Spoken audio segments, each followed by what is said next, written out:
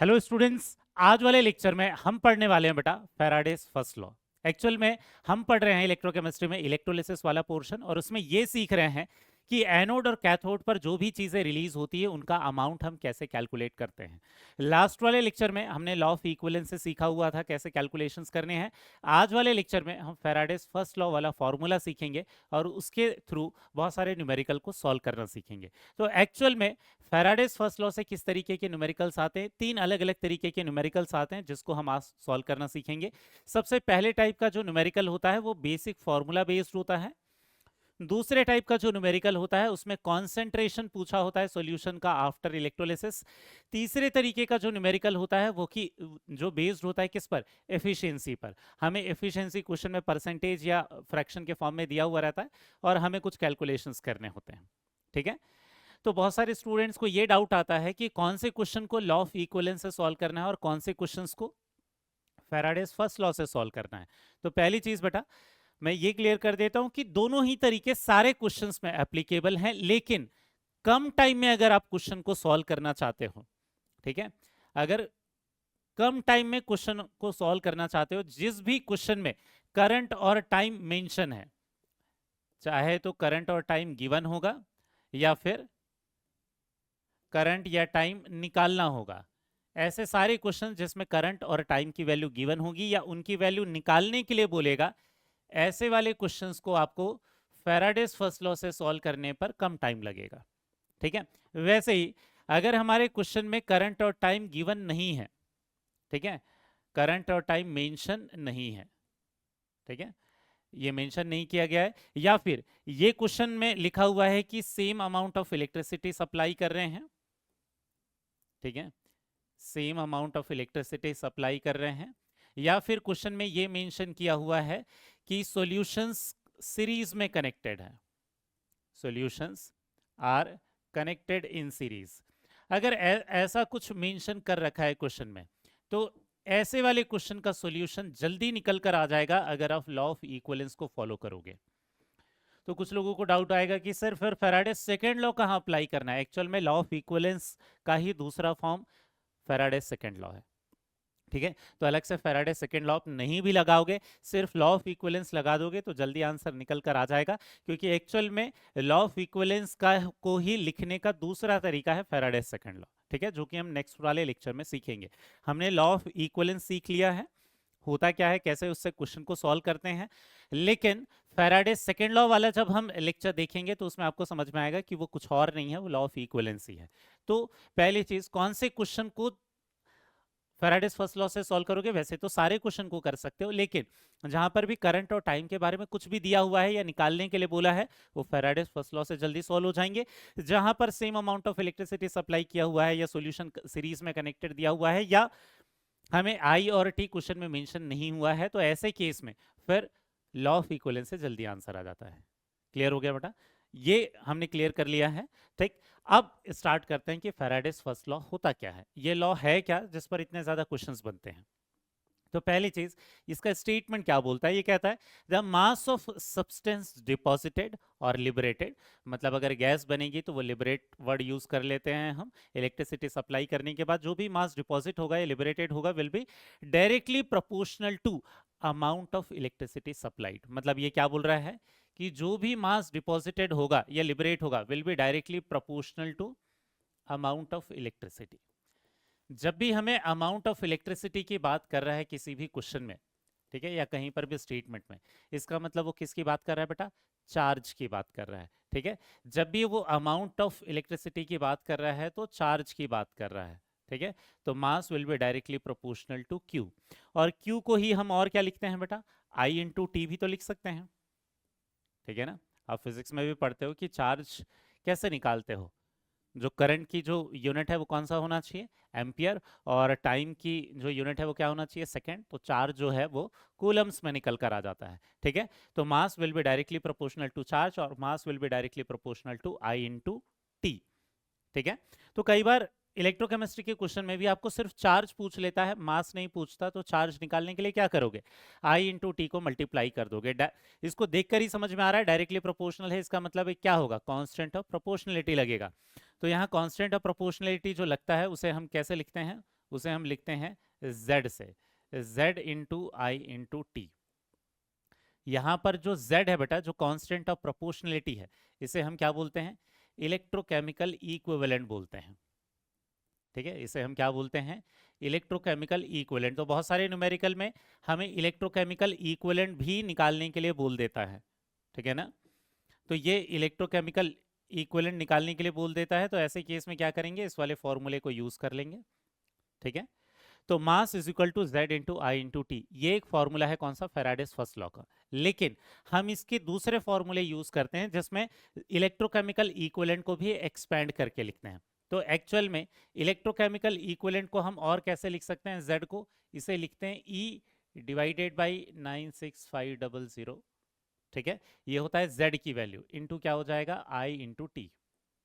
ठीक है, ये हो जाएगा मास डिपॉजिटेड का फॉर्मूला, जिसमें ये जो ई है, ये ई क्या है? इक्विवेलेंट वेट है। ठीक है, ई क्या है बेटा? ये इक्विवेलेंट वेट है। तो एक्चुअल में इस वाले फॉर्मूले से हमें ये समझ में आ रहा है कि एक्चुअल में जो इलेक्ट्रोकेमिकल इक्विवेलेंट होता है वो क्या होता है? इक्विवेलेंट वेट डिवाइडेड बाई 96500 हो जाता है।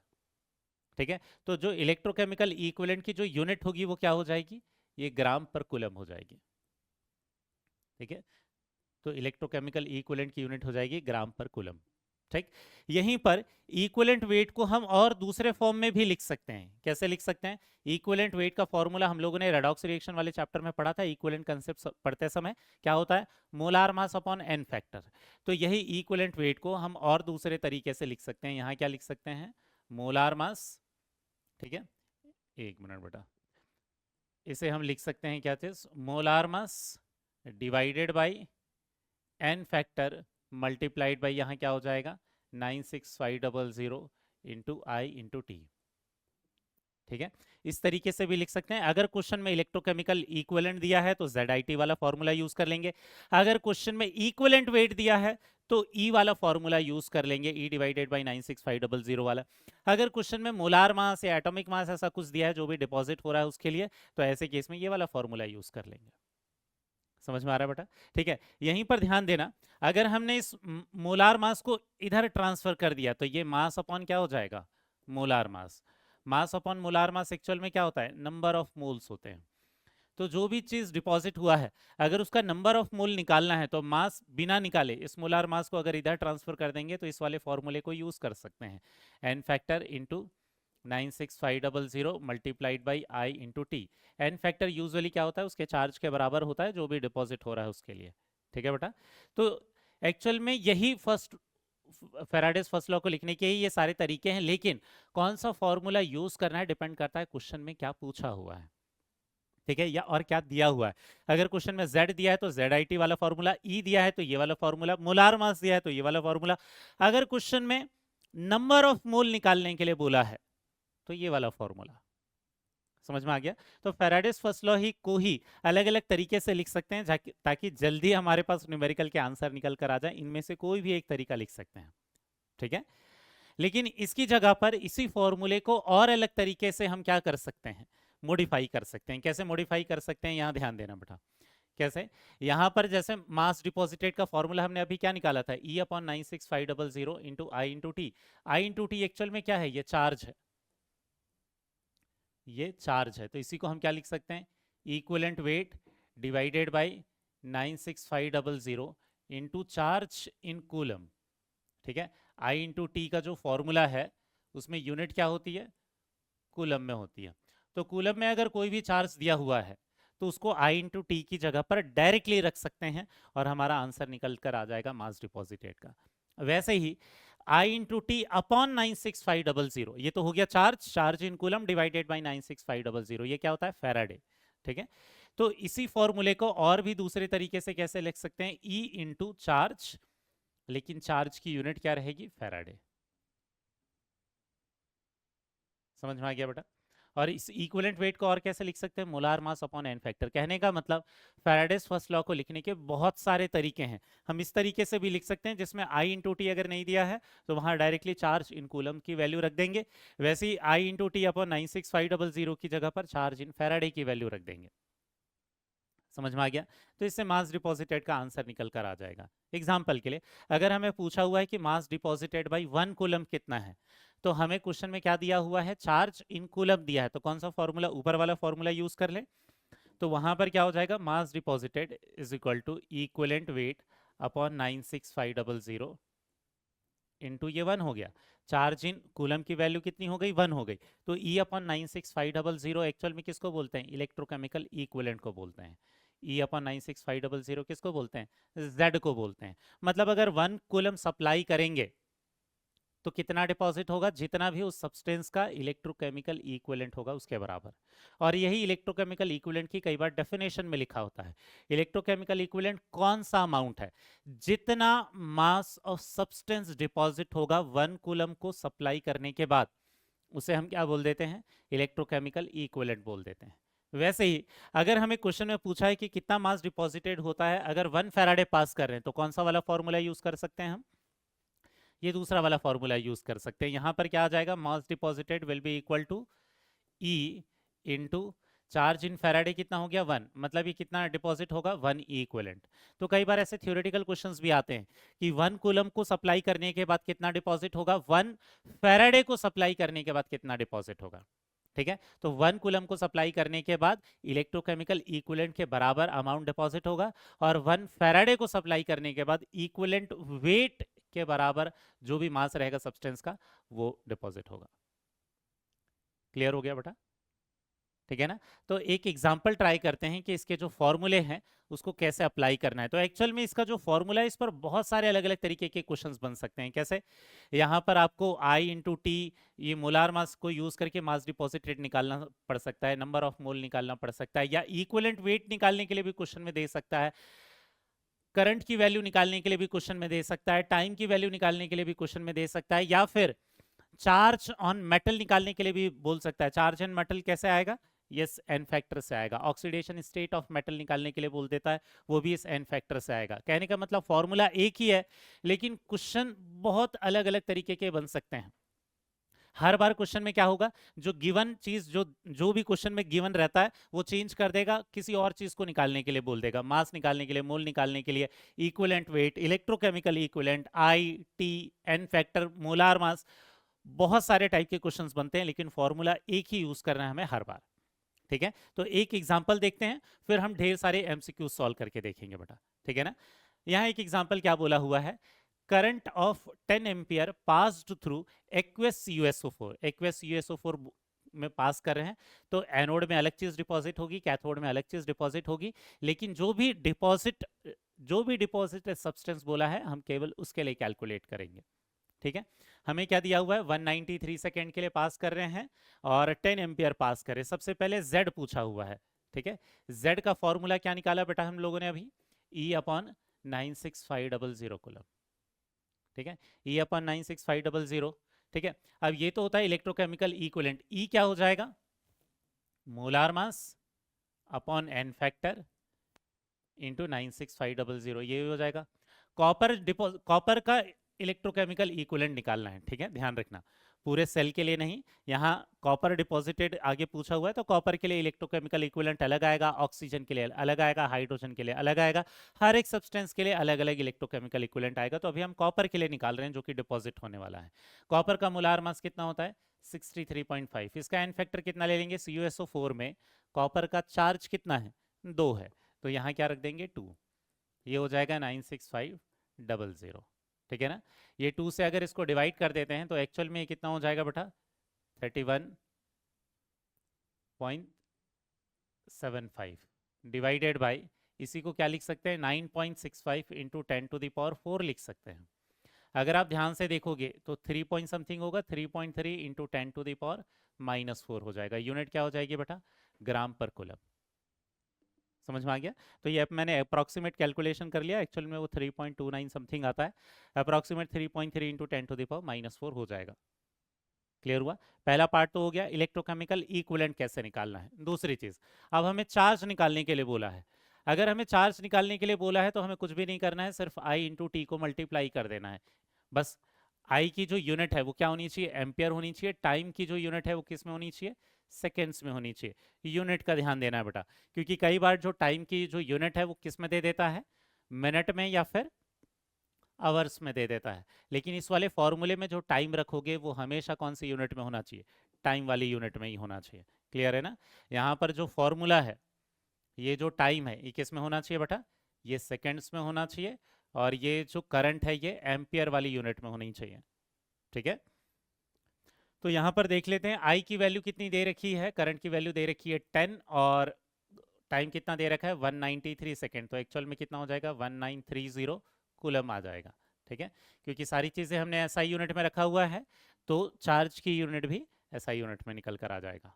ठीक, इसके बाद तीसरी चीज हमें क्या निकालने के लिए बोला है, मास डिपॉजिटेड और number of moles of copper deposited. अगर मास डिपॉजिटेड का फॉर्मूला रखना है तो आप क्या करोगे, mass equal to molar mass divided by N factor multiplied by 96500 into I into T, ये वाला फॉर्मूला यूज कर लेंगे हम।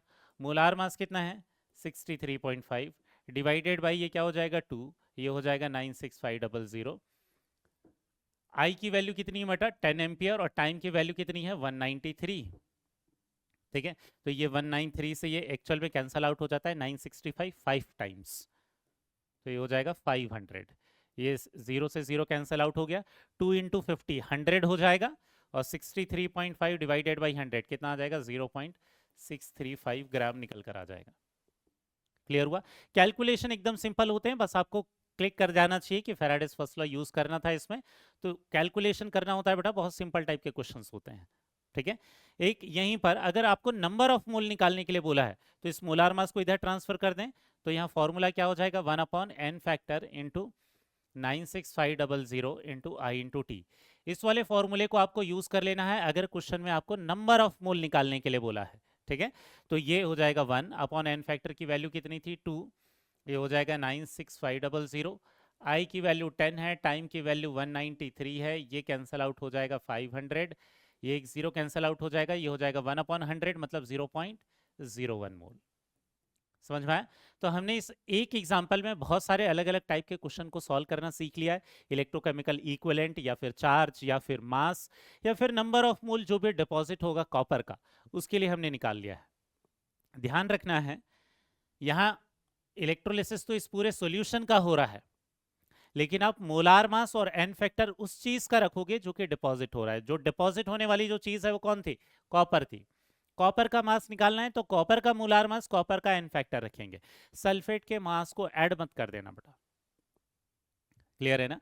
यहां पर जब भी क्वेश्चन में सॉल्व करोगे आप ध्यान रखना पूरे कंपाउंड का मास नहीं लेना है। जो चीज डिपॉजिट हो रहा है, एल्यूमिनियम डिपॉजिट होगा तो सिर्फ एल्यूमिनियम का मास लिखोगे, पूरे AlCl3 का नहीं या पूरे एल्यूमिनियम सल्फेट का नहीं। जो चीज डिपॉजिट हो रहा है उसी का मोलार मास या उसी का इक्विवेलेंट वेट लेना है, उसी का एन फैक्टर लेना है। क्लियर हुआ?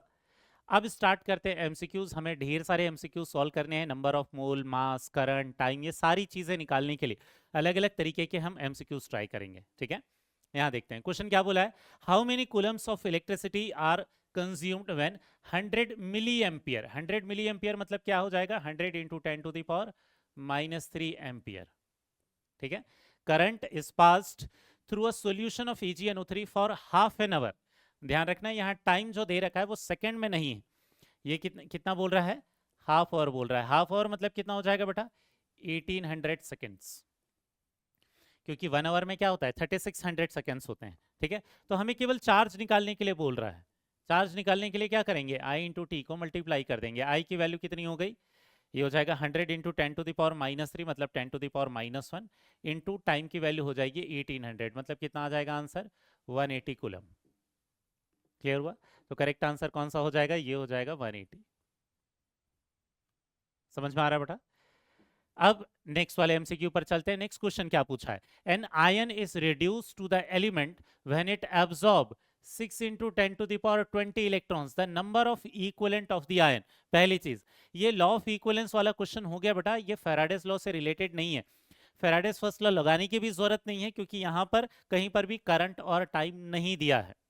करंट और टाइम नहीं दिया है तो हम क्या कर लेंगे, इलेक्ट्रॉन के नंबर ऑफ इक्विवेलेंट निकाल लेंगे। Number of mole of electron ही क्या होते हैं, number of equivalent of electron, क्योंकि इलेक्ट्रॉन के लिए एन फैक्टर क्या होता है 1, लास्ट वाले लेक्चर में सीखा था हमने, ठीक है। Number of mole of electron क्या हो जाता है, ये हो जाता है 6 इंटू 10⁻20 इलेक्ट्रॉन दिया हुआ है, और इसको किससे डिवाइड कर देंगे, एवोगाड्रो नंबर से, तो ये हो जाएगा 6 इंटू 10⁻23 से डिवाइड करने के बाद आ जाएगा 10⁻³ मोल, और यही किसके बराबर हो जाएगा 10⁻³ इक्विवेलेंट।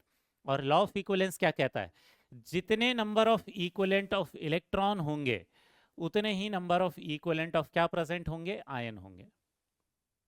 तो अगर हमने 10⁻³ इक्विवेलेंट इलेक्ट्रॉन के लिए सप्लाई किए हैं, तो जो आयन जो भी रिड्यूस होगा, ठीक है, वो भी कितना होगा 10⁻³ इक्विवेलेंट ही होगा। मतलब करेक्ट आंसर क्या हो जाएगा 0.001। तो ये एग्जाम्पल आपको आपके लिए क्यों लिया है बेटा, ये समझाने के लिए कि इन केस अगर क्वेश्चन में करंट टाइम नहीं दिया है तो फिर फैराडेस फर्स्ट लॉ वाला फॉर्मूला नहीं लगाओगे, एक्चुअल में हम लॉ ऑफ इक्विवेलेंस इसको सॉल्व कर लेंगे, ठीक है। इससे ये जल्दी सॉल्व हो गया, 0.001 आ गया, मतलब करेक्ट ऑप्शन कौन सा हो गया, थर्ड वाला, ठीक है। इसके बाद नेक्स्ट क्वेश्चन क्या बोल रहा है, अ करंट ऑफ 9.65 एम्पियर। जैसे ही एम्पियर की बात कर रहा है, मतलब आपको समझ जाना है कि यहाँ फैराडेस फर्स्ट लॉ की जरूरत पड़ेगी। फ्लोइंग फॉर 10 मिनट्स, अगर आप ध्यान से देखोगे तो यहाँ टाइम जो है वो मिनट्स में दे रखा है, हमें सेकेंड्स में कन्वर्ट करना जरूरी है जब भी हम फैराडेस फर्स्ट लॉ अप्लाई करेंगे तो, ठीक है। Deposit 3 gram of the metal which is monovalent. Monovalent बोल रहा है मतलब इसकी वैलेंसी एक है, ठीक है ना, मोनोवेलेंट बोल रहा है मतलब इसकी वैलेंसी एक है। अगर इसकी वैलेंसी एक है तो इसका एन फैक्टर भी एक है। हमें क्या बोल रहा है, atomic mass of the metal is, तो मोलार मास निकाल लेंगे तो एटॉमिक मास भी जो भी मेटल डिपॉजिट हुआ है उसका निकल कर आ जाएगा। तो हमने फॉर्मूला क्या पढ़ रखा है, mass deposited is equal to molar mass upon N factor into 96500 into I into T. Direct formula apply कर देते हैं। मास डिपॉजिटेड क्वेश्चन में कितना दे रखा है बेटा 3, मोलार मास जो है यही तो निकालना है, इसी से तो एटॉमिक मास आएगा, दोनों की यूनिट में ही डिफरेंस होता है बस। मोलार मास हम ग्राम में लिखते हैं, एटॉमिक मास हम एएमयू में लिखते हैं, ठीक है। एन फैक्टर क्योंकि मोनोवेलेंट है वैलेंसी एक हो जाएगा, एन फैक्टर एक हो जाएगा 96500। आई की वैल्यू कितनी है बेटा 9.65 है, और टाइम की वैल्यू कितनी है, ये हो गया कितना 600 सेकेंड्स है, ठीक है। तो यहाँ पर क्या देख लेंगे, ये जब कैंसल आउट होगा तो ये 10⁻⁴ हो जाएगा। मोलार मास की वैल्यू कितनी हो जाएगी, ये हो जाएगी 3 इंटू 10⁻⁴, ये डिवाइडेड बाई कितना हो जाएगा 600। तो यहाँ से ये कैंसल आउट हो गया, ये 3 2 से कैंसल आउट हो गया, और 2 ये 100 को कैंसल आउट करेगा कितने टाइम 50 टाइम्स। तो करेक्ट आंसर क्या हो जाएगा, इसके जो एटॉमिक मास की वैल्यू जो आएगी वो 50 AMU हो जाएगी। जब हम मोलार मास लिखेंगे तो 50 ग्राम पर मोल लिखेंगे, जब हम एटॉमिक मास लिखेंगे तो 50 AMU लिख देंगे। समझ में आ गया बेटा। तो फॉर्मूला एक ही है, लेकिन कोई भी चीज यहाँ गिवन दे सकता है, कोई भी चीज निकालने के लिए बोल सकता है। जैसे यहाँ पर मोलार मास या एटॉमिक वेट निकालने के लिए बोल दिया था उन्होंने क्वेश्चन में। समझ में आ रहा है बेटा। लेकिन जैसे ही करंट और अब टाइम को देखोगे वैसे आपको समझ जाना है कि फैराडेस फर्स्ट लॉ से क्वेश्चन सॉल्व हो जाएगा, ठीक है। अब यहाँ देखते हैं क्वेश्चन क्या बोला है, the electrochemical equivalent of silver. Electrochemical equivalent मतलब कौन सी वैल्यू दे रखी है, Z की वैल्यू दे रखी है। Z की वैल्यू क्या है 0.001118। तो इसको हम क्या लिख सकते हैं 1.118 इंटू 10⁻⁴ क्या लिख सकते हैं -3, ठीक है। ये Z की वैल्यू दे रखी है। आगे क्या बोला है, when an electric current of 0.5 ampere is passed through an aqueous silver nitrate solution for 200 second, the amount of the silver deposited. यहाँ मतलब मास डिपॉजिटेड की बात कर रहा है, लेकिन हम फॉर्मूला कौन सा यूज करेंगे। अब हमें मोलार मास इक्विवेलेंट वेट उन वाले फॉर्मूले को यूज करने की जरूरत नहीं है, क्योंकि क्वेश्चन में Z दे रखा है। अगर Z दे रखा है तो हम क्या करेंगे, फॉर्मूला यूज कर लेंगे Z into I into T. आई और टी SI यूनिट में ही वैल्यूज दे रखी है, डायरेक्ट यहाँ पर पुटअप कर देंगे। Z की वैल्यू हो गई 1.118 इंटू 10⁻⁴ क्या हो जाएगा ये -3। आई की वैल्यू क्या है, यहाँ पर करंट दे रखा है 0.5 मल्टीप्लाइड बाई टाइम कितना है 200 सेकेंड, 200 इंटू 0.5 ये कितना हो जाएगा, ये हो जाएगा 100, और ये हो जाएगा 1.118 इंटू हो जाएगा 10⁻⁻3।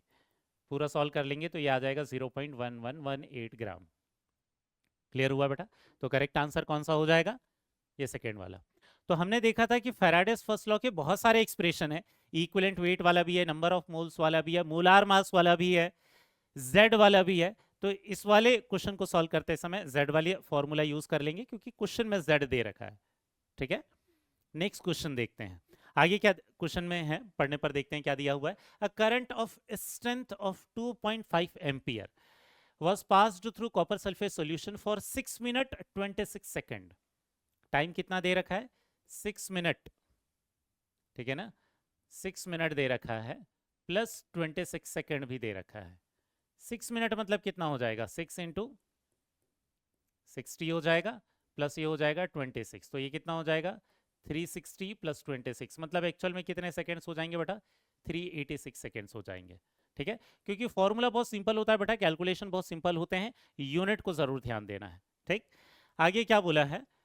The amount of copper deposited is, ठीक है, अगर आप ऑप्शन को ध्यान से देखोगे तो यहाँ ग्राम में दे रखा है, मतलब मास निकालना है हमें। मास डिपॉजिटेड के लिए फॉर्मूला क्या यूज कर लेंगे?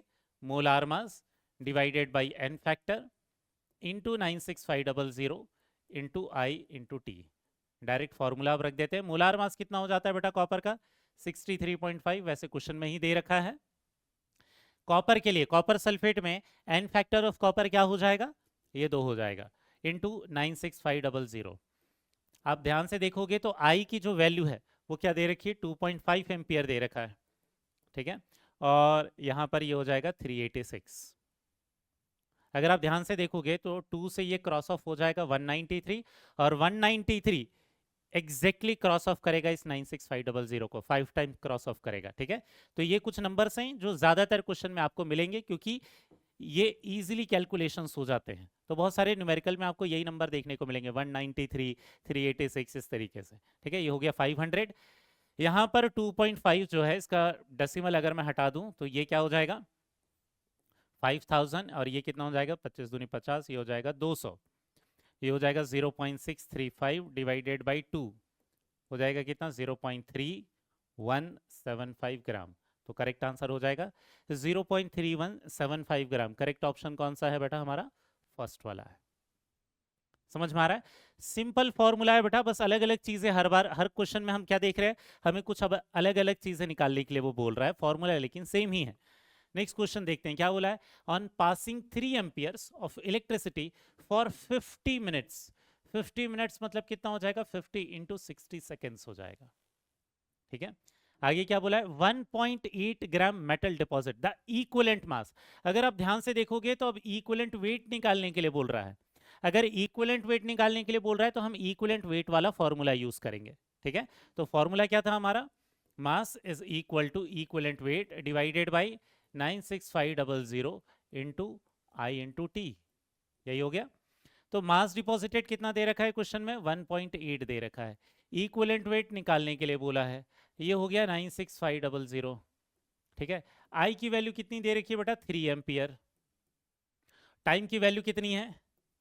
3000 है। हो गया ये। अब यहाँ इक्विवेलेंट वेट की वैल्यू निकाल लेंगे। ये 00 से ये 0 कैंसल आउट हो जाएगा। ये हो जाएगा 1.8 इंटू 965 डिवाइडेड बाई ये कितना हो जाएगा? 90 हो जाएगा नीचे। इसका डेसिमल हटाकर यहाँ पर हम और क्या लिख सकते हैं? ये 900 लिख सकते हैं। 8×90 हो जाएगा। ये 0 एक्चुअल में कितना हो जाएगा? 96.5 डिवाइडेड बाई 5।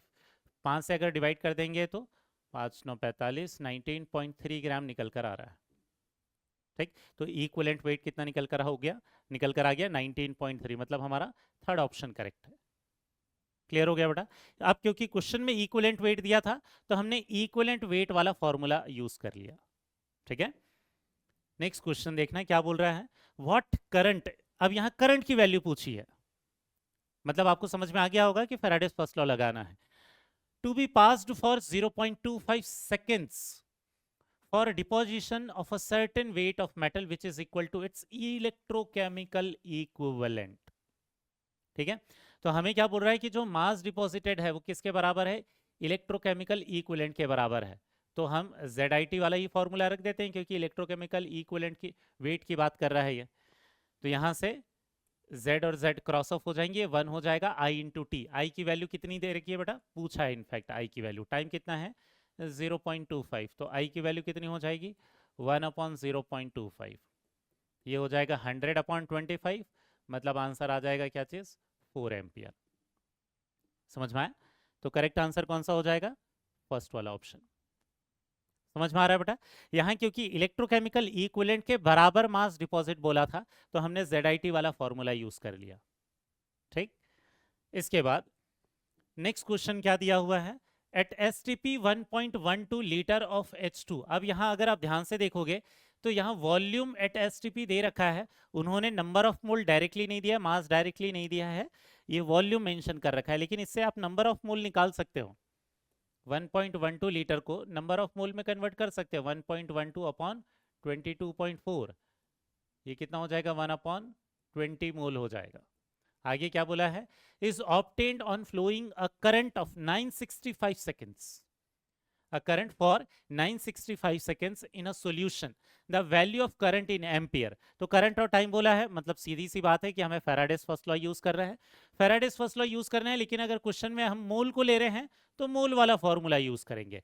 अगर आप इसको मास में कन्वर्ट कर दोगे तो फिर मास वाला फॉर्मूला भी यूज कर सकते हो। तो हम मोल वाला फॉर्मूला यूज कर लेते हैं। नंबर ऑफ मोल जो भी डिपॉजिट होगा या लिबरेट होगा, इसका फॉर्मूला क्या था, 1 upon n factor into 96500 into I into T. ठीक है ना? अब यहाँ डाटा पुटअप कर देते हैं, नंबर ऑफ मोल कितने हो गए, 1 अपॉन 20 हो गए, 1 अपॉन n फैक्टर। यहाँ पर कौन डिपॉजिट लिबरेट कौन हो रहा है बेटा, H2। H2 के लिए n फैक्टर कितना होगा, 2 हाइड्रोजन है, तो n फैक्टर की वैल्यू 2 हो जाएगी इसमें, तो ये हो जाएगा 2 इंटू 96500। आई की वैल्यू कितनी है न, ये निकालना है इनफैक्ट आई की वैल्यू। टाइम की वैल्यू कितनी है, ये है 965, ये क्रॉस ऑफ कर देंगे तो ये कितना हो जाएगा 100। यहाँ आई की वैल्यू कितनी हो जाएगी बेटा, 200 डिवाइडेड बाई 20, कितना आ जाएगा 10 एम्पियर। समझ में आ गया? तो करेक्ट आंसर हो गया कि करंट की वैल्यू जो एम्पियर में होगी वो किसके बराबर होगी, 10 के बराबर। समझ में आ रहा है? यहाँ क्योंकि क्वेश्चन में हमने नंबर ऑफ मोल निकाला हुआ था तो नंबर ऑफ मोल वाला फॉर्मूला यूज किया। आप नंबर ऑफ मोल में मोलार मास मल्टीप्लाई कर देते तो आप मोलार मास वाला फॉर्मूला भी यूज कर सकते थे, और मास डिपॉजिटेड वाला फॉर्मूला भी यूज कर सकते थे। ठीक है, नेक्स्ट क्वेश्चन पर आते हैं। मेरे हिसाब से अगर आपको समझ में आ रहा है बेटा क्वेश्चन, तो आप खुद से भी सॉल्व करके आप देखने लगना, बहुत सारे क्वेश्चन हमने कर लिए हैं। क्वेश्चन में क्या बोला हुआ है, अ current of 2 ampere passed for 5 hours. 5 hours मतलब कितना हो जाएगा, 5 इंटू 3600 सेकेंड्स हो जाएगा। आगे क्या बोला है, a molten metal salt deposit 22.2 gram of metal, atomic weight question में मेंशन है। इसी एटॉमिक वेट को हम और क्या ले लेंगे, मोलार मास के बराबर भी ले लेंगे, बस वो क्या हो जाएगा, ग्राम में लिख देंगे बस उसे। क्लियर हो गया? आगे क्या बोला है, the oxidation state of the metal, oxidation state of the metal निकालने के लिए बोल रहा है। इसका मतलब क्या निकालने के लिए बोल रहा है बेटा, हमें एन फैक्टर निकालने के लिए बोल रहा है। ठीक है, तो हमें मास डिपॉजिटेड दे रखा है, मोलार मास दे रखा है, तो ऐसे केस में मास वाला फॉर्मूला यूज कर लेते हैं। ये क्या हो जाएगा, mass is equal to molar mass upon N factor multiplied by 96500 into I की वैल्यू, करंट की वैल्यू कितनी है 2 एम्पियर, टाइम की वैल्यू कितनी है 5 इंटू 3600 दे रखा है इन्होंने। अब बस यहाँ वैल्यूज पुटअप कर देंगे, एन फैक्टर निकालना है बेटा क्वेश्चन में हमें। ठीक है, तो एम की जो वैल्यू है, मास डिपॉजिटेड कितना दे रखा है 22.2 दे रखा है, इक्वल टू मोलार मास कितना दे रखा है 177 दे रखा है। यहाँ पर एन फैक्टर की वैल्यू निकालनी हमें, ये हो जाएगा 96500। ठीक है, एक काम करते हैं, ये 2 जीरो तो पहले ही हटा देते हैं बेटा हम। ठीक है, ये हो जाएगा 965, ये 5 दूनी, ये हो जाएगा 10, और ये हो जाएगा 36। ठीक है, अब यहाँ क्या करते हैं, एन फैक्टर की वैल्यू अगर हमें निकालनी है तो ये 177 अपॉन 22.2, इसका एक डेसिमल हटाकर मैं यहाँ 0 लगा देता हूँ बेटा। ठीक है, ये हो जाएगा 965 इंटू 10 इंटू 36। 2 से अगर मैं डिवाइड कर दूं तो ये हो जाएगा 111, ये कितना हो जाएगा बेटा, 2 आठे 16, 2 आठे 16 और 2 पंचे 10। अगर आप देखोगे तो ये 8 के नियर बाई वैल्यू है, तो इसको अप्रॉक्सीमेट कैलकुलेशन कर सकते हैं, इसको अप्रॉक्सीमेट 8 से मैं कैलकुलेट कर सकता हूँ, 8 के बराबर लिख सकता हूँ, क्योंकि 111 मल्टीप्लाइड बाई 8 क्या होता है 888, बट वो 885 है, नियर बाई है, तो अप्रॉक्स मैंने 8 से मल्टीप्लाई कर दिया। ठीक है ना, अब यहाँ से 8 से अगर मैं इसको डिवाइड कर दूँ तो कितना हो जाएगा, 8 दूने 16। ठीक है, ये हो जाएगा 0 और 120.6 हो जाएगा। अगर ये अप्रॉक्सीमेट कैलकुलेशन देखोगे तो ये 360 डिवाइडेड बाई 120 अप्रॉक्स कितना आएगा बेटा 3 आएगा। मतलब जो चार्ज ऑफ मेटल है वो एन फैक्टर के बराबर होगा, मतलब किसके बराबर आ जाएगा +3 के बराबर आ जाएगा। क्लियर हुआ? अगर आप एग्जैक्ट कैलकुलेशन करने के लिए चले जाओगे तो इसमें बहुत टाइम लग जाएगा बेटा। देखना मैंने थोड़ा बहुत अप्रॉक्सीमेशन लेकर जल्दी से कैलकुलेट कर लिया इसे। ठीक, नेक्स्ट वाले क्वेश्चन पर आते हैं। क्वेश्चन में क्या बोला है, how long will it take, मतलब टाइम की वैल्यू पूछी है इन्होंने, टाइम की वैल्यू पूछी है और आगे क्या बोला है, for a current of 3 ampere, current की वैल्यू दे रखी है, मतलब क्लियर है फैराडेस फर्स्ट लॉ लगाना है क्योंकि करंट और टाइम के बारे में मेंशन है क्वेश्चन में। आगे क्या बोला है, to decompose 36 gram of water. अब ध्यान रखना, बहुत सारे बच्चे क्या करते हैं, फॉर्मूले में 36 ग्राम को रख देते हैं और एन फैक्टर या तो सिर्फ हाइड्रोजन का ले लेते हैं या तो ऑक्सीजन का ले लेते हैं, कई बार तो उसमें एरर आ जाता है। ध्यान रखना, जो चीज डिपॉजिट हो रहा है उसका मास रखेंगे, उसी का एन फैक्टर रखेंगे। तो यहां किसकी बात हो रही है, 36 ग्राम ऑफ वाटर की। लेकिन हमें यह पता है कि 36 ग्राम ऑफ वाटर, कैथोड में H2 बनता है, एनोड में O2 बनता है, ठीक है ना, रिएक्शन यही होती है। लेकिन अब H2 का मास अलग होगा, O2 का मास अलग होगा, तो फॉर्मूले में या तो आप मास ऑफ H2 रखोगे या तो आप मास ऑफ ऑक्सीजन रखोगे। ठीक है, अगर क्वेश्चन में ध्यान से देखोगे तो मेंशन कर रखा है equivalent weight of hydrogen is 1 and that of oxygen is 8। उससे क्लियर है कि एक्चुअल में या तो हमें हाइड्रोजन का मास रख के आंसर निकालना है या तो ऑक्सीजन का मास रख के आंसर निकालना है। ये 36 ग्राम ऑफ H2O का मास नहीं रखोगे। अब इस 36 ग्राम ऑफ H2O में क्या होगा, एक्चुअल में 4 ग्राम हाइड्रोजन रहा होगा और 32 ग्राम ऑक्सीजन रहा होगा, क्योंकि 2 मोल H2O निकल कर आ रहे हैं यहाँ पर। 2 मोल H2O में क्या होगा, 4 ग्राम हाइड्रोजन होगा, 32 ग्राम ऑफ ऑक्सीजन होगा। तो आप हाइड्रोजन से भी सॉल्व कर सकते हो, ऑक्सीजन से भी सॉल्व कर सकते हो, आंसर सेम आएगा बेटा। लेकिन ध्यान रखना, अगर हाइड्रोजन का मास ले रहे हो तो हाइड्रोजन का एन फैक्टर लोगे, ठीक है, ऑक्सीजन का मास ले रहे हो तो ऑक्सीजन का एन फैक्टर लोगे। लेकिन क्योंकि क्वेश्चन में इक्विवेलेंट वेट दे रखा है तो हमें एन फैक्टर लेने की जरूरत नहीं है। ठीक है, तो मास डिपॉजिटेड ऑफ हाइड्रोजन अगर मैं ये लूं तो क्या रख सकता हूं, equivalent weight of hydrogen divided by 96500 into I into T. I की वैल्यू कितनी है 3, हमें टाइम पूछा है बेटा, ठीक है, टाइम की वैल्यू पूछी हुई है। तो यहां पर अगर हम देखेंगे मास ऑफ हाइड्रोजन कितना है, 4 ग्राम लिबरेट होना है यहाँ से, 36 ग्राम H2 में 4 ग्राम हाइड्रोजन है, 4 ग्राम, और इक्विवेलेंट वेट ऑफ हाइड्रोजन कितना दे रखा है 1, ये हो जाएगा 96500 मल्टीप्लाइड बाई 3 इंटू टाइम। ठीक है, तो टी की वैल्यू कितनी हो जाएगी 4 इंटू 96500 डिवाइडेड बाई 3। लेकिन ये तो सेकंड होगा, हमें किस में निकालना है, अगर ध्यान से देख रहे होंगे आप तो यहाँ पर ऑप्शन में आवर्स में दे रखा है। तो आवर्स में अगर निकालना है तो इसको किससे डिवाइड कर दें, 3600 से डिवाइड कर देंगे, 96500 अपॉन 3 इंटू 60 ऐसा कर सकते हैं। तो ये कि इसकी यूनिट अब कितनी हो जाएगी, आवर्स। अप्रॉक्सीमेट कैलकुलेट करते हैं बेटा, ये 0 0 कैंसिल आउट हो गया। ठीक है, इसको पहले 3 से डिवाइड कर देते हैं, 1 मिनट, 2 से डिवाइड कर देते हैं, 2, ये 3, ये 2 से ये भी कितना हो गया 3। तो एक्चुअल में 965 डिवाइडेड बाई 9 इंटू 3 ऐसा कर देते हैं, पहले 3 से डिवाइड कर देते हैं, 3 तक 9, 3 दूनी 6, 3 कम 3, ये हो गया 6। 9 से अगर डिवाइड कर दे तो 9 3 27, 9 5 45, और कितना हो जाएगा 9 7 63, 35.7 आवर्स आ रहा है। मतलब अप्रॉक्सीमेट कितना टाइम लगेगा, 36 आवर्स लगेगा बेटा। समझ में आ गया? तो इस क्वेश्चन में हम ऑक्सीजन से भी सॉल्व कर सकते थे, अगर यहां पर आप ऑक्सीजन का इक्विवेलेंट वेट रखते तो यहां ऑक्सीजन का मास रखना पड़ता 32 ग्राम। क्लियर है, आंसर लेकिन सेम ही आएगा बेटा फिर। ठीक, नेक्स्ट क्वेश्चन पर आते हैं। नेक्स्ट वाला क्वेश्चन क्या है, फिर से टाइम पूछा हुआ है, फॉर्मूला फैराडेस फर्स्ट लॉ लगाना पड़ेगा ऑब्वियस है, क्योंकि फैराडेस फर्स्ट लॉ में ही टाइम वाली फॉर्मूला आता है। ठीक है, the time required to coat a metal, थोड़ा सा ट्रिकी क्वेश्चन है, देखना क्या बोल रहा है। The time required to coat a metal surface of 800 centimetre square with 5 into 10 to the power -4 millimetre बोल रहा है। ठीक है, मतलब ये कितना हो जाएगा 5 into 10 to the power -5 centimetre हो जाएगा। आगे क्या बोल रहा है, thick layer of silver, density दे रखा है उसका 10.5 ग्राम पर centimetre cube with a passage of 3 ampere current through a silver nitrate solution. हमें क्या बोला है कि यहाँ कोटिंग करनी है, ठीक है, तो कितना टाइम लगेगा उसकी कोटिंग में। जब करंट सप्लाई कर रहे हैं वो 3 एम्पियर है। तो हमें ये पता करना पड़ेगा कि उस कोटिंग को करने के लिए कितना मास ऑफ सिल्वर की जरूरत है। और मास ऑफ सिल्वर कैसे निकलेगा, क्योंकि यहाँ डेंसिटी दे रखी है, तो पहले हमें वॉल्यूम निकालना पड़ेगा, फिर डेंसिटी के फॉर्मूले से हम मास निकालेंगे। कैसे? वॉल्यूम क्या हो जाता है, सरफेस एरिया इंटू हाइट हो जाता है। सरफेस एरिया कितना है, 800 सेंटीमीटर स्क्वायर, और हाइट कितनी दे रखी है बेटा, 5 इंटू 10⁻⁻5 सेंटीमीटर। ठीक है, तो यहाँ पर ये कितना हो जाएगा, 4000 इंटू 10⁻⁻5 सेंटीमीटर क्यूब। मतलब एक्चुअल में ये कितना हो जाएगा, 4 इंटू 10⁻⁻2 सेंटीमीटर क्यूब। वॉल्यूम निकल कर आ गया।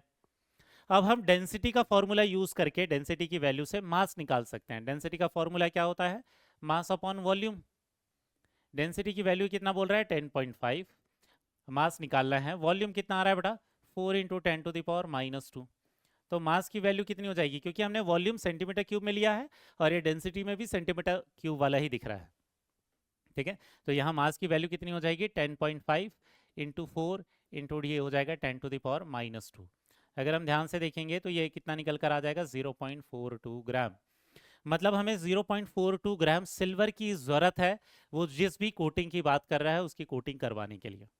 अब ये जो इतना मास ऑफ सिल्वर जो है, इतना हमें डिपॉजिट करना पड़ेगा। तो अब हम फेराडेस फर्स्ट लॉ लगा देंगे। मतलब ये क्वेश्चन फेराडेस फर्स्ट लॉ का ही था, लेकिन क्वेश्चन डायरेक्टली ना देते हुए, मास डायरेक्टली ना देते हुए, उन्होंने थोड़ा सा ट्रिकी क्वेश्चन को बनाने के लिए एरिया और हाइट दे दिया। तो वॉल्यूम और फिर डेंसिटी के फॉर्मूले से मास निकल कर आएगा। अब हम फॉर्मूला क्या यूज कर लेंगे, mass deposited is equal to molar mass upon N factor into 96500 into current into time. Mass deposited कितने की बात कर रहा है बेटा, 0.42 ग्राम। मोलार मास कितना होता है सिल्वर का, 108। एन फैक्टर की वैल्यू कितनी हो जाएगी, सिल्वर की वैलेंसी कितनी होती है, 1 ही होती है, डिवाइडेड बाय ये हो जाएगा 96500। करंट की जो वैल्यू है वो 3 है, टाइम हमें पूछा हुआ है, निकल कर आ जाएगा।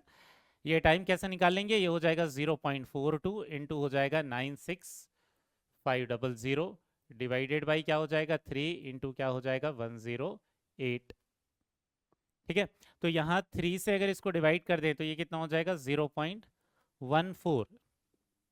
0.14 को उसमें अगर मल्टीप्लाई कर देते हैं तो ये इसका 2 जीरो उसके डेसिमल को हटा देगा, कितना हो जाएगा 14×5 = 70, 7 बचा 14×6 = 84, और ये कितना हो जाएगा 1 9 बचा 14 9 126, और ये कितना हो जाएगा 137, एक मिनट, ये हो जाएगा 13510 डिवाइडेड बाई क्या हो जाएगा 108। अगर आप ध्यान से देखोगे तो ये अप्रॉक्स कितना निकल कर आएगा, ठीक है, ये अप्रॉक्स कितना निकल कर आ जाएगा, ये निकल कर आ जाएगा 130 के नियर बाई, 135 सेकेंड, या 135 सेकेंड से थोड़ी कम वैल्यू निकल कर आएगी। मैंने सिर्फ 100 से डिवाइड किया है, बट एग्जैक्टली 108 से डिवाइड करने के बाद 135 से थोड़ी सी छोटी वैल्यू आएगी बेटा। तो 135 से छोटी वैल्यू कौन सी है, 125 सेकेंड, ये एक्चुअल में आंसर आएगा। ठीक है ना, 135 क्लिक मत कर देना, ठीक है, क्योंकि यहाँ पर क्या है, ये 108 है, ये 108 है, 100 से बड़ी वैल्यू है। ठीक है ना, एग्जैक्ट 100 होता तो 135.1 आंसर आता, ठीक है, बट ये लेस देन 135 से थोड़ी छोटी वैल्यू आएगी। तो करेक्ट ऑप्शन कौन सा दिख रहा है हमें, 125 सेकेंड दिख रहा है। ठीक है, आप एग्जैक्ट कैलकुलेशन करोगे तो भी उसी के नियर बाई आएगा, 126 के नियर बाई वैल्यूज निकल कर आएगी। समझ में आया बेटा, ठीक है। तो इसके बाद नेक्स्ट वाले क्वेश्चन पर चलते हैं। नेक्स्ट क्वेश्चन क्या है, हाउ लॉन्ग, मतलब फिर से टाइम की बात कर रहा है, should water be electrolyzed by passing through 100 ampere current so that the oxygen released can completely burn 27.66 gram of diborane. अब यहां पर भी उन्होंने डायरेक्टली मास ऑफ ऑक्सीजन देने की जगह पर उन्होंने क्या बोला है, उतना ऑक्सीजन बर्न करना है जिससे 27.66 ग्राम ऑफ डाइबोरेन, डाइबोरेन का फॉर्मूला क्या होता है B2H6, इसको पूरा कंबशन करवा पाए। तो इसकी कंबशन से क्या होगा, जो बोरॉन है वो अपने ऑक्साइड में कन्वर्ट हो जाएगा B2O3, और जो हाइड्रोजन है वो अपने ऑक्साइड में कन्वर्ट हो जाएगा H2O। इसको अगर बैलेंस कर देंगे तो ये हो जाएगा 3O2। 27.66 ग्राम मतलब क्या हो जाएगा, 27.66 डिवाइडेड बाय इसका मोलार मास। दो बोरॉन, एक बोरॉन बोल रहा है 10.8, तो दो बोरॉन की वैल्यू कितनी हो जाएगी 21.6 प्लस 6 हाइड्रोजन 27.6 आ रहा है। ठीक है, तो इसका मोलार मास आ रहा है 27.6, मतलब नियरली कितना है 1 मोल। हमें बर्निंग करानी कितने की 1 मोल ऑफ डाइबोरेन की। तो 1 मोल ऑफ डाइबोरेन के लिए ऑक्सीजन कितना लगेगा बेटा 3 मोल लगेंगे। ठीक है, क्योंकि इसका स्टोइकोमेट्रिक कोफिशिएंट 3 है। 3 मोल ऑफ ऑक्सीजन रिक्वायर्ड होंगे। 3 मोल ऑफ ऑक्सीजन रिक्वायर्ड होंगे, इसका कहने का मतलब क्या है कि 3 इंटू 32 कितना 96 ग्राम ऑफ ऑक्सीजन की जरूरत है। अब ये 96 ग्राम ऑफ ऑक्सीजन रिलीज करवाने के लिए हमें बोल रहा है कि वो जो करंट है 100 एम्पियर का करंट, उसको कितने टाइम तक पास करना पड़ेगा। तो मास डिपॉजिटेड आ गया है, तो हम यहाँ क्या कर लेंगे, mass liberated of oxygen equal to equivalent weight of oxygen या molar mass upon N factor, कुछ भी ले लो, बात सेम है। इक्विवेलेंट वेट ऑफ ऑक्सीजन 8 होता है, 16/2 या 32/4 करोगे, कुछ भी करोगे, molar mass upon N factor, चाहे O का लेकर करो या O2 का लेकर करो, इक्विवेलेंट वेट तो सेम ही आने वाला है, 8 ही निकल कर आएगा। ठीक है, डिवाइडेड बाई ये क्या हो जाएगा 96500 मल्टीप्लाइड बाई आई की वैल्यू कितनी है यहाँ पर दे रखी 100, और टाइम हमें निकालना है। मास हो गया 96, इक्विवेलेंट वेट ऑफ ऑक्सीजन होता है 8, ये हो जाएगा 96500। करंट की वैल्यू कितनी दे रखी है इन्होंने 100, केवल टाइम की वैल्यू ही तो निकालना है बेटा। ये कितना हो जाएगा 12×8 = 96, ये 0 0 कैंसिल आउट हो गया। टाइम की वैल्यू कितनी हो जाएगी 12 इंटू 965, लेकिन ये सेकेंड में आएगा, लेकिन ऑप्शन में क्या दे रखा है जो टाइम है वो आवर्स में है। अगर आवर्स में है तो इसको डिवाइड कर देंगे किससे 12 इंटू 965 डिवाइडेड बाई 3600 या 60 इंटू 60 कर सकते हैं हम। ठीक है, तो ये किस में निकल कर आ जाएगा आवर्स में निकल कर आ जाएगा। ये हो जाएगा 12×5 = 60। ठीक है, ये 5 से इसको डिवाइड कर देते हैं, ये हो जाएगा 193, ये हो जाएगा 19.3 डिवाइडेड बाई 6, मतलब कितना हो जाएगा 6×3 = 18, 6×2 = 12, 3.2 आवर्स नियर बाई आ रहा है। तो 3.2 आवर्स कौन सा ऑप्शन है, थर्ड वाला ऑप्शन है। समझ में आ गया। ठीक, तो यहां क्वेश्चन में डायरेक्टली मास ऑफ ऑक्सीजन ना देकर उन्होंने क्या बोला था, इतने डाइबोरेन को कंप्लीटली ऑक्सीडाइज करने के लिए, पूरा कंबशन कराने के लिए जितना भी ऑक्सीजन लगेगा उसके लिए कितना टाइम लगेगा इलेक्ट्रोलिसिस में। ठीक है, अब इसी बेसिक फॉर्मूले पर एक लास्ट क्वेश्चन करते हैं, फिर कॉन्सेंट्रेशन वाले क्वेश्चंस पर जाएंगे। ठीक है ना बेटा, यहां देखना क्वेश्चन क्या बोला है, a dilute solution of sulphuric acid is electrolysed using a current of 0.965 ampere for 1000 seconds. ठीक है, इसको सेकेंड्स पढ़ना है बेटा आपको। To produce hydrogen and oxygen gas. Hydrogen और ऑक्सीजन क्यों रिलीज हो रहा होगा, क्योंकि H2O का ही ऑक्सीडेशन होगा और H2O का ही रिडक्शन होगा। ठीक है, तो जैसे ये H2 का जब इलेक्ट्रोलिसिस होगा, क्योंकि H2SO4 में सल्फेट का तो ऑक्सीडेशन होगा नहीं, H2O का ही ऑक्सीडेशन होगा, और H+ है और H2 है, कोई फर्क नहीं पड़ता, दोनों की रिडक्शन से H2 बनेगा। तो H2O से H2 बनने वाला है और O2 बनने वाला है, कुछ इस तरीके से। तो जितने भी number of moles of H2 बनेंगे, O2 के नंबर ऑफ मोल्स उसके आधे बनेंगे। इतना तो क्लियर है। आगे क्या बोल रहा है, the total volume of gases produced at NTP in centimetre cube. Centimetre cube वाली या ml वाली यूनिट में निकालना है हमें। सेंटीमीटर क्यूब मतलब ml वाली यूनिट में जितना भी गैसेस का वॉल्यूम रिलीज होगा उस वॉल्यूम को निकालना है, मतलब H2 का भी वॉल्यूम और O2 का भी वॉल्यूम निकालना है। पहले हाइड्रोजन का वॉल्यूम निकाल लेते हैं, O2 अपने आप निकल कर आ जाएगा। जब भी H2 की इलेक्ट्रोलिसिस होगी तो वॉल्यूम ऑफ ऑक्सीजन हमेशा वॉल्यूम ऑफ H2 के हाफ रहेगा। ठीक है, volume of O2 volume of H2 divide by 2 रहेगा हर बार जब भी H2 की इलेक्ट्रोलिसिस होगी तो। ठीक है, अब हमें क्या निकालना है, volume of oxygen volume of hydrogen निकालने के पहले उनके नंबर ऑफ मोल निकालने पड़ेंगे। तो number of mole of hydrogen कितना रिलीज होगा, इसको निकालने के लिए क्या करें, ये वाला फॉर्मूला यूज कर लेते हैं, 1/n factor into 96500 into I into T. ठीक है, फॉर्मूला लगा देते हैं यहाँ 1/n फैक्टर, H2 का n फैक्टर कितना हो जाएगा 2, ये हो गया 96500 इंटू आई की वैल्यू कितनी दे रखी है बेटा 0.965 सेकेंड, नहीं एम्पियर, टाइम है 1000 सेकेंड, तो ये 965 हो जाएगा, ये क्रॉस ऑफ होके कितना हो जाएगा 100, मतलब कितना हो जाएगा 1/200 मोल। अगर ये 1/200 मोल है तो इसका वॉल्यूम निकाल सकते हैं अब NTP पर। वॉल्यूम ऑफ H2 कितना हो जाएगा, क्योंकि हमें ml में निकालना है तो हम क्या करें 1/200 मल्टीप्लाइड बाई 22,400, लीटर होता तो 22.4 रखते। ये से 0 कट हो गया, ये कितना आ गया 112 लीटर। अगर वॉल्यूम ऑफ H2 112 लीटर निकल कर आ रहा है तो वॉल्यूम ऑफ O2 कितना हो जाएगा 112 डिवाइड बाई 2, मतलब कितना आ जाएगा 56 लीटर।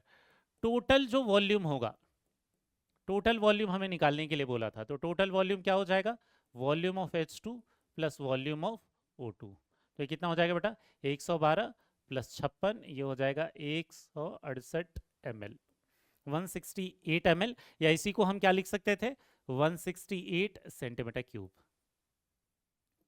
समझ में आया बेटा? तो ये भी फैराडेस फर्स्ट लॉ वाला ही क्वेश्चन हो गया, लेकिन उन्होंने डायरेक्टली नंबर ऑफ मोल या मास देने की जगह पर वॉल्यूम एट एनटीपी पूछा हुआ था। समझ में आया? अभी तक हमने जितने क्वेश्चंस देखे हैं तो आपको दिख रहा होगा हर एक क्वेश्चन में हमने एक ही फॉर्मूला यूज किया है, लेकिन क्वेश्चन को पूछने के तरीके बहुत अलग अलग हैं। कभी वो ऑक्सीडेशन नंबर निकालने बोल सकता है, कभी मास निकालने के लिए, कभी मोलार मास, ठीक है, कभी एन फैक्टर, कभी करंट, कभी टाइम, बहुत अलग अलग तरीके से क्वेश्चन इसके बन सकते हैं। तो अभी तक हमने देख लिया कि बेसिक फॉर्मूला को यूज करके कैसे अलग अलग तरीके के क्वेश्चंस बनते हैं। अब चलते हैं कॉन्सेंट्रेशन पर बेस्ड क्वेश्चंस कैसे बनते हैं। ठीक है, तो कॉन्सेंट्रेशन आफ्टर इलेक्ट्रोलिसिस कई बार हमें क्वेश्चन में वो पूछ लेता है। एग्जांपल के लिए हमारे पास क्वेश्चन क्या बोला है, मतलब फैराडेस फर्स्ट लॉ ही यूज करना है, लेकिन क्वेश्चन थोड़ा अलग पूछ लेता है। कैसे बोल रहा है 1 litre of 1 molar ZnSO4 electrolysed by current of 10 ampere for 1930 seconds, final molarity of the solution. तो ये एक्चुअल में किसकी बात कर रहा है बेटा कि यहां पर ZnSO4 सॉल्यूशन है। ठीक है, ZnSO4 सॉल्यूशन की हम क्या करा रहे हैं इलेक्ट्रोलिसिस। तो यहाँ क्या होगा बहुत सारा जो जिंक है वो रिड्यूस होके क्या हो जाएगा इस इलेक्ट्रोड पर डिपॉजिट हो जाएगा। तो जैसे जैसे इलेक्ट्रोलिसिस होगी इस सॉल्यूशन से Zn2 प्लस आयन खत्म होते जाएंगे, वो सॉल्यूशन से बाहर निकलकर उस इलेक्ट्रोड के साथ चिपक जाएंगे। वो मतलब सॉल्यूशन में Zn2 प्लस आयन नहीं है। तो जैसे जैसे इलेक्ट्रोलिसिस होगी वैसे वैसे इसमें से जिंक के जो नंबर ऑफ आयंस हैं वो कम होते जाएंगे। तो बोल रहा है कि कुछ जिंक डिपॉजिट होने के बाद फाइनल मोलैरिटी कितनी रहेगी। तो ऐसा क्वेश्चन जब भी रहेगा जिसमें फाइनल मोलैरिटी की वो बात कर रहा है, तो आपको क्या करना है, सबसे पहले नंबर ऑफ मोल जो भी इनिशियल प्रेजेंट थे वो निकाल लेना है। ठीक है, जो भी इनिशियल नंबर ऑफ मोल हैं वो निकाल लेना है। इसके बाद आप क्या करोगे बेटा, इसके बाद आपको क्या करना है, दूसरी चीज कितने नंबर ऑफ मोल डिपॉजिट हुए हैं ये निकाल लेने हैं। ठीक है, और एक बार ये निकल कर आ जाएगा कि कितने नंबर ऑफ मोल डिपॉजिट हुए हैं, तो उसके बाद आपको क्या करना है, कितने नंबर ऑफ मोल्स रिमेनिंग है ये हम निकाल लेंगे, और फिर इससे हम फाइनल मोलैरिटी निकालेंगे। रिमेनिंग कैसे निकालेंगे, इनिशियल जितना भी प्रेजेंट था उसके नंबर ऑफ मोल से हम क्या करेंगे, नंबर ऑफ मोल जो भी डिपॉजिट हुए हैं उसको माइनस कर देंगे, तो जितने भी रिमेनिंग है वो निकल कर आ जाएगा। और रिमेनिंग अगर जिंक के आयन निकल कर आ जाएंगे तो उसकी मोलैरिटी निकल कर आ जाएगी। समझ में आया?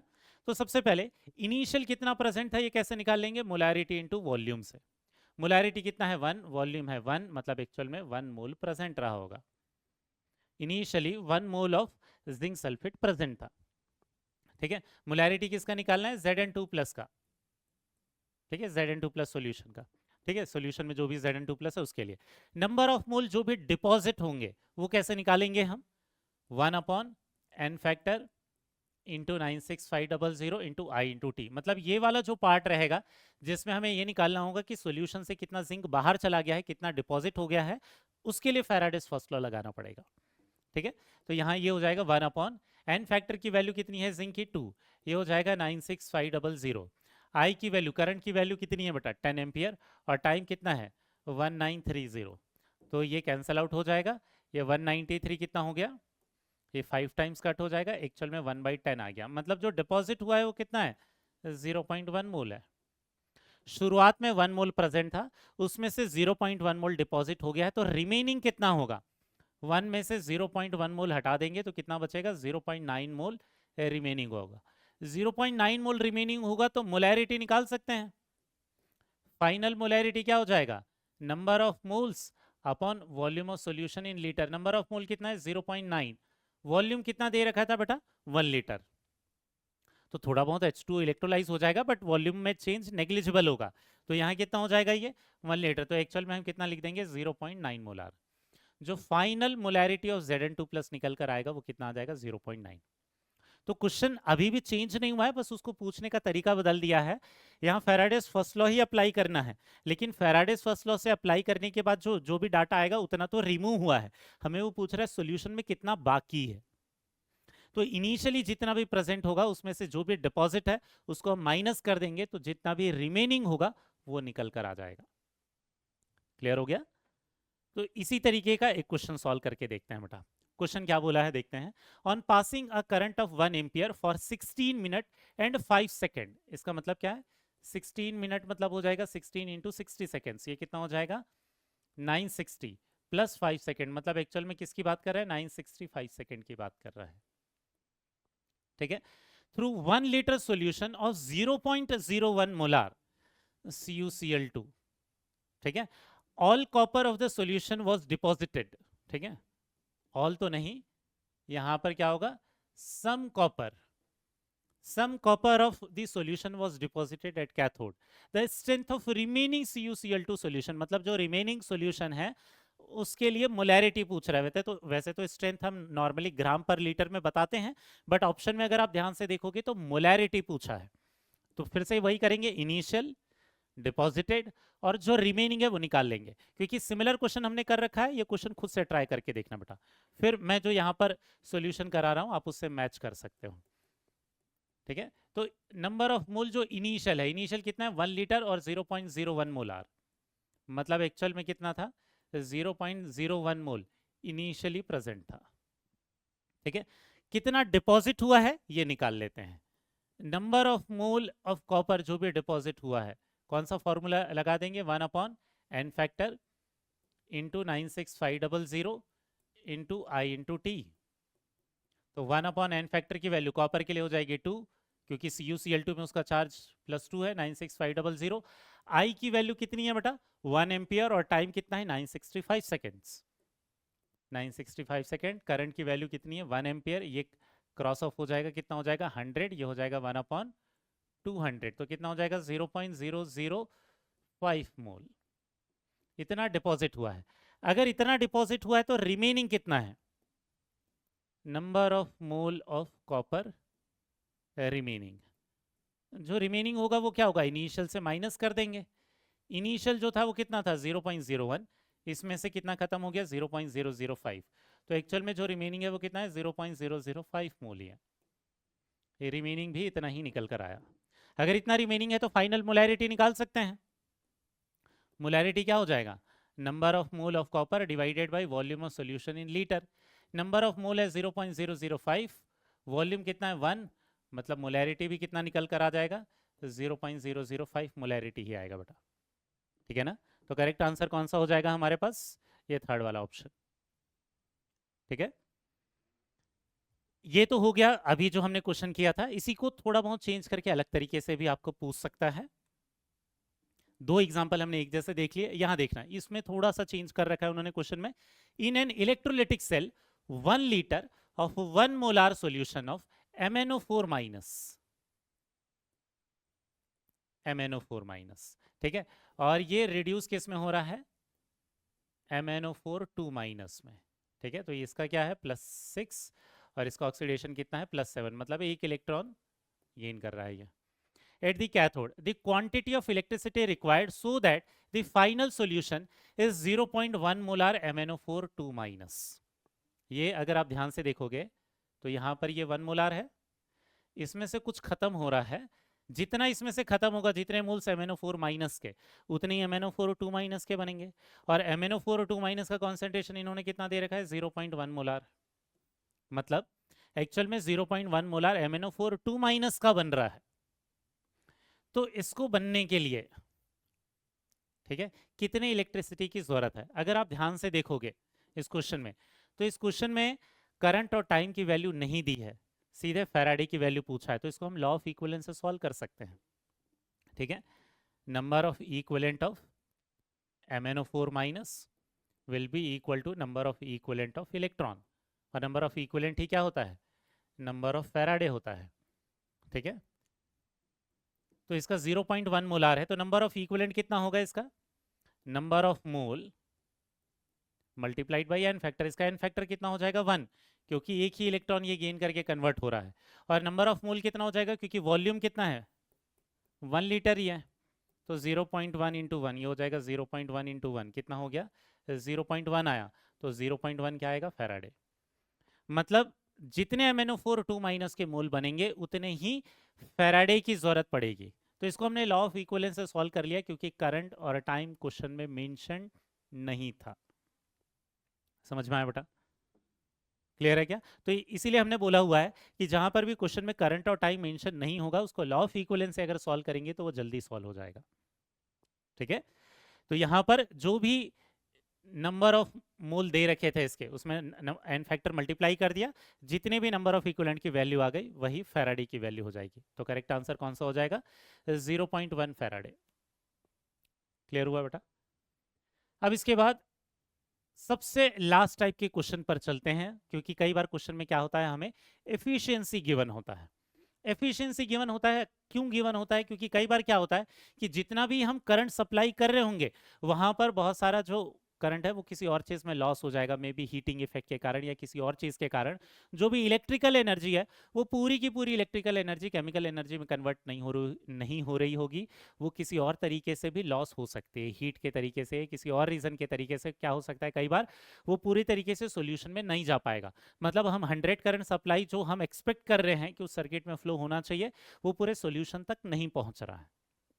तो ऐसे ही केस में क्वेश्चंस ऑन एफिशिएंसी हम कैसे सॉल्व करते हैं? यहां पर बस क्या कर लेना है आपको, एकदम सिंपल तरीका है बेटा, फैराडेज फर्स्ट लॉ को थोड़ा सा आप चेंज कर दोगे। Mass deposited will be equal to molar mass upon N factor into 96500 into I into T, यही होता है। ठीक है ना? तो इसमें बस आपको क्या मल्टीप्लाई कर देना है, एफिशिएंसी का परसेंटेज डिवाइडेड बाई 100। अगर परसेंटेज दिया है तो डिवाइडेड बाई 100 करोगे, अगर फ्रैक्शन में दे रखा है तो फिर डिवाइड बाई 100 करने की जरूरत नहीं है। ठीक है, अगर ये गिवन इन परसेंटेज, अगर परसेंटेज में दिया है तो 100 से डिवाइड करने की जरूरत है। अगर मान लेते हैं वो फ्रैक्शन के फॉर्म में दे रखा है, ठीक है ना, 96500 into I into T multiplied by, सिर्फ आपको एफिशिएंसी करना है अगर यहां पर ये ऐसा फ्रैक्शन दिया है। अगर एफिशिएंसी फ्रैक्शन के फॉर्म में दे रखा है, परसेंटेज नहीं मेंशन किया है, तो 100 से डिवाइड करने की ज़रूरत नहीं है। ऐसा हम क्यों करते हैं? क्योंकि जितना भी करंट है, जितना करंट एक्चुअल में हम एक्सपेक्ट कर रहे हैं थ्योरेटिकली, उतना पूरा का पूरा करंट नहीं जाएगा, उसका कुछ परसेंटेज पार्ट उस सॉल्यूशन तक पहुंचेगा। ठीक है ना? तो जितना मैक्सिमम कन्वर्जन हो सकता था उतना मैक्सिमम कन्वर्जन नहीं होगा, उससे थोड़ा बहुत कम होगा। ठीक है, तो कुछ भी ज्यादा चेंज नहीं है, बस वो जो एफिशिएंसी है उसको मल्टीप्लाई कर देना है तो डायरेक्ट आंसर निकल कर आ जाएगा। ठीक है, तो एक क्वेश्चन लेते हैं बेटा, थोड़ा सा ट्रिकी क्वेश्चन लेते हैं, उसमें एफिशिएंसी वाले फॉर्मूले को अप्लाई करके देखते हैं। क्वेश्चन में क्या बोला है, the quantity of electricity required to reduce 12.3 gram of nitrobenzene. हमें क्या बोल रहा है ये, नाइट्रोबेंजीन। नाइट्रोबेंजीन क्या होता है, C6H5NO2 होता है। ये किस में कन्वर्ट हो रहा है, nitrobenzene to aniline. Nitrobenzene to ये कन्वर्ट कर रहे हैं हम इसे किस में, एनिलीन में। आगे क्या बोला, विद 50% करंट एफिशिएंसी हमें चार्ज निकालना है, मतलब I इंटू टी की वैल्यू निकालनी है। ठीक है, एफिशिएंसी भी है, लेकिन इस क्वेश्चन में एक और दिक्कत आएगी, क्या कि इसका एन फैक्टर डायरेक्टली आप नहीं निकाल पाओगे, क्योंकि ज्यादातर क्वेश्चन आप मेटल के देखते हो, मेटल के चार्ज को देखते साथ आपको समझ जा जाता है कि एन फैक्टर क्या लेना है, लेकिन इस क्वेश्चन में थोड़ा दिक्कत होगा। ठीक है, तो इसे बैलेंस करना पड़ेगा कैसे। ये एक्चुअल में जब रिड्यूस होता है तो इसे जरूरत पड़ती है 6 हाइड्रोजन की, क्यों, क्योंकि 2 हाइड्रोजन तो नाइट्रोजन पर जाता है और 4 हाइड्रोजन इन 2 ऑक्सीजन को रिमूव करने के लिए यूज होता है। ठीक है ना, तो एक्चुअल में यहाँ पर 6 इलेक्ट्रॉन इस पूरी रिएक्शन में पार्टिसिपेट करते हैं, तो इस नाइट्रोबेंजीन का जो आप एन फैक्टर लोगे वो कितना हो जाएगा, 6 हो जाएगा। यहाँ पर मास दे रखा है, मास दे रखा है तो इसका मोलार मास निकाल लेते हैं। इसका मोलार मास कितना हो जाएगा, 12×72 और 5 कितना हो जाएगा, ये 77, और ये एक नाइट्रोजन कितना हो जाएगा 91, और ये हो जाएगा 32, कितना हो जाएगा 123 ग्राम आ जाएगा। तो इसके जो नंबर ऑफ मोल है वो कितना हो जाएगा 12.3 डिवाइडेड बाई 123, मतलब 0.1 मोल। इसके 0.1 मोल को हम क्या कर रहे हैं, रिड्यूस कर रहे हैं। तो फेराडेस फर्स्ट लॉ लगा देते हैं, एफिशिएंसी वाला फॉर्मूला लगा देते हैं। यहाँ पर जो नंबर ऑफ मोल डिपॉजिटेड है वो कितना हो गया, 0.1 मोल। मास वाला फॉर्मूला रख देते तो यहाँ मोलार मास रख देते, मैंने नंबर ऑफ मोल रख दिया है डायरेक्टली। यहाँ पर एन फैक्टर कितना ले लेंगे हम, 6, ये हो जाएगा 96500 into I into T into efficiency का जो परसेंटेज है डिवाइडेड बाई 100। तो हमें जो निकालने के लिए बोल रहा है वो चार्ज निकालने के लिए बोल रहा है, टाइम और करंट अलग अलग निकालने के लिए नहीं बोल रहा है। तो आई इंटू टी की वैल्यू डायरेक्टली चार्ज निकाल लेंगे कूलम्स में, क्योंकि याद होगा हमने ये पढ़ा था आई इंटू टी को हम चार्ज इन कूलम्स भी लिख सकते हैं। ठीक है, मतलब 0.1 एक्चुअल में क्या हो जाएगा, 0.1 इंटू 6 इंटू 96500 अपॉन ये जो एफिशिएंसी जो है वो कितना है 50%, ये जो है ये आई इंटू टी, ये कितना आ जाएगा चार्ज। आई इंटू टी की जगह पर हम चार्ज लिख सकते हैं, किस में, कौन सी वाली यूनिट में आएगा, ये कूलम में आएगा। अगर 96500 हटा देते तो फिर वो किस में आता, फैराडे में आता। ठीक है ना। अब यहाँ देखना, ये 50 से ये हो गया ये 2 और ये कितना हो गया 12, 0.1 उसमें मल्टीप्लाई कर देंगे तो ये हो जाएगा 96500, कितना हो जाएगा 0, 12 पंचे 60, 6 बचा, 12 छंग 72, 8 7 बचा, 12 9 108 और 115,800 कूलम निकल कर आ जाएगा। तो करेक्ट आंसर कौन सा है, फर्स्ट वाला ऑप्शन है। तो आपको ये दिख रहा है, इसी क्वेश्चन से हमने 2-3 चीजें सीख ली है। पहला, अगर आपको किसी क्वेश्चन में एन फैक्टर डायरेक्टली निकालते नहीं बन रहा है तो रिएक्शन को बैलेंस करने के बाद उस बैलेंस रिएक्शन में जितने नंबर ऑफ इलेक्ट्रॉन रहेंगे वो उसका एन फैक्टर रहेगा। ठीक है। दूसरी चीज, अगर आपको चार्ज इन कूलम निकालना है तो आई इंटू टी की जगह पर आप क्या रख सकते हो, चार्ज इन कूलम लिख सकते हो। ठीक है। तीसरी चीज, एफिशिएंसी अगर क्वेश्चन में दिया हुआ रहेगा तो फैराडेस फर्स्ट लॉ के फॉर्मूले में केवल एफिशिएंसी को मल्टीप्लाई कर देना है। अगर परसेंटेज में दिया है तो एफिशिएंसी का परसेंटेज डिवाइडेड बाई 100 करके हम लिख देंगे। क्लियर हुआ बेटा, ठीक है ना। अब इसके बाद सबसे लास्ट क्वेश्चन को देखते हैं बेटा, आज के लेक्चर का सबसे लास्ट क्वेश्चन होगा ये। क्या बोला है, अ current of 9.65 ampere is passed through an electrolytic cell containing aqueous NiSO4 solution, the current efficiency is 60%.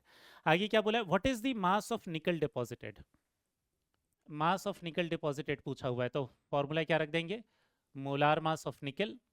और क्या बोला है, on the cathode per hour, per hour मतलब कितना हो जाएगा 3600 सेकेंड, डिवाइडेड बाई ये हो जाएगा n factor of nickel multiplied by 96500 into क्या हो जाएगा I into T into efficiency, क्योंकि परसेंटेज दे रखा है तो डिवाइडेड बाई क्या कर देंगे हम 100। ठीक है ना।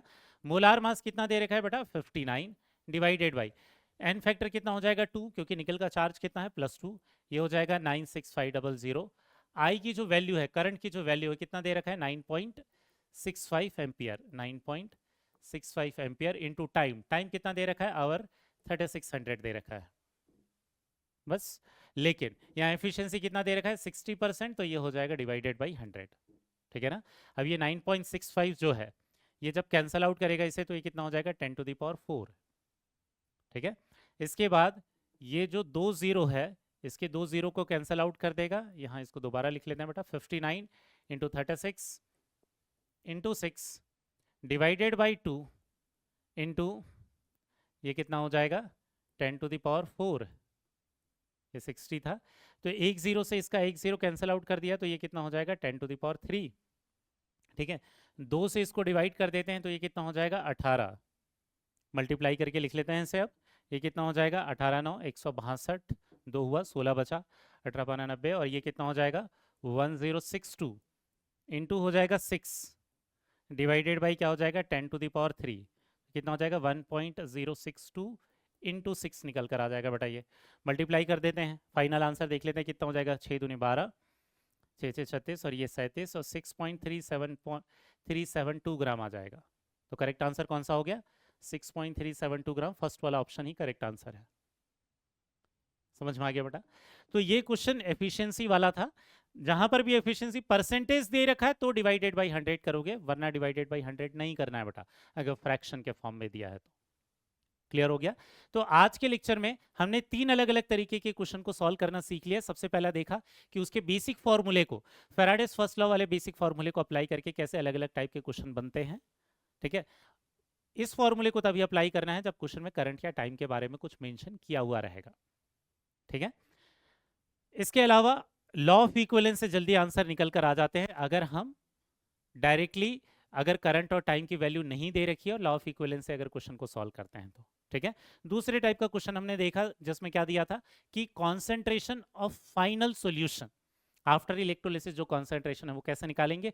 और तीसरे टाइप का क्वेश्चन हमने देखा कि एफिशिएंसी वाले क्वेश्चन को कैसे सॉल्व करना है। ठीक है? तो आज के लेक्चर में फैराडेज फर्स्ट लॉ के सारे टाइप के क्वेश्चन हमने डिस्कस कर लिए हैं। नेक्स्ट वाले लेक्चर में हम देखने वाले हैं बेटा फैराडेज सेकंड लॉ। एक्चुअल में फैराडेज सेकंड लॉ कुछ भी अलग नहीं है, वो लॉ ऑफ इक्विवेलेंस ही है, बट वो लॉ ऑफ इक्विवेलेंस से कैसे निकल कर आया है उस पर और कुछ क्वेश्चंस सॉल्व करके देखेंगे बेटा। तो मिलते हैं नेक्स्ट वाले लेक्चर में, तब तक के लिए बाय।